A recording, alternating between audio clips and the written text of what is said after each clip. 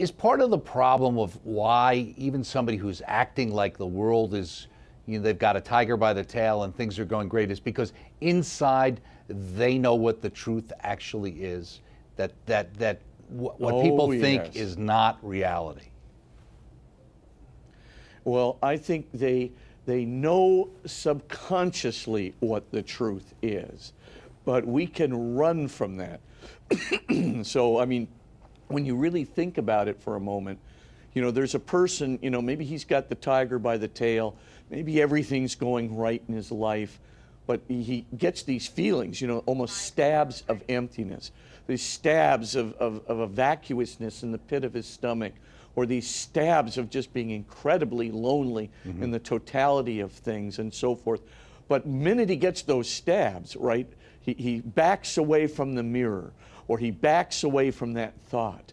Or sometimes he just says, I'm going to go to the bar tonight and, I'm going to forget all about it, and so forth. And that person can easily begin, turning to all kinds of level 1 distractions, could easily turn to alcohol, could easily turn to, in an ordinary person's life even, just all kinds of distractions to keep the question at bay.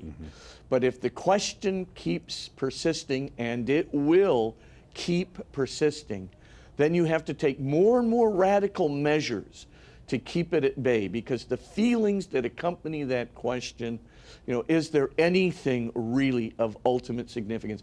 Do I mean anything in this universe? Is there anything to look forward to? Is there a hope beyond my own material and ego comparative advantage, right? And so forth. These things are kind of stabbing in and stabbing in and stabbing in. And the more we ignore them, the more persistent they become, because it's in our nature. It's built into our desires. And of course, eventually it comes back to haunt us. We start becoming very, very volatile with people. We start, of course, turning more and more to alcohol or other things to assuage the question, to keep it at bay. Many distractions, mostly materialistic, ego-sensitive, being where you ought to be all the time, as it were, et cetera, et cetera. But it won't work. Ultimately, it's going to come back as darkness. Ultimately, it comes back as sleeplessness. Ultimately, it comes back as a pervasive kind of emptiness. And there's only one way to deal with it. It's to move to level 3 contribution and to religion. I would just say, at some point, you're going to have to move to God. And the easiest way to move to God is through religion. And I quote again that Dervick study, Kamita Dervick's study, that shows that non-religiously affiliated people, when compared with religiously affiliated people, have a much higher incidence of suicide rates, because they've been repressing this thing for a long time. Now, this could be a person who's really successful, commits suicide in his Bentley drinking Chateau Margaux wine. True example. This can be people, right, who have always had, the appreciation and the esteem of others, can actually, because of one incident in their lives, drive off a cliff.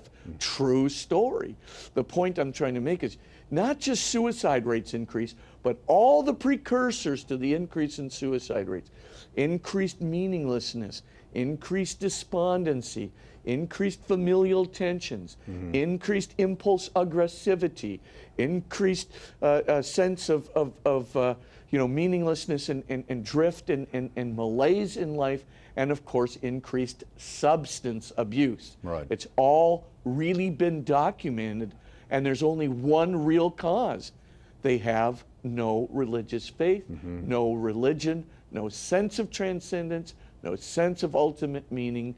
They really have a sense of pervasive loneliness amidst having the tiger by the tail. Right, in a sense, having built their house on sand and not having that foundation, something to hold on to when the winds blow.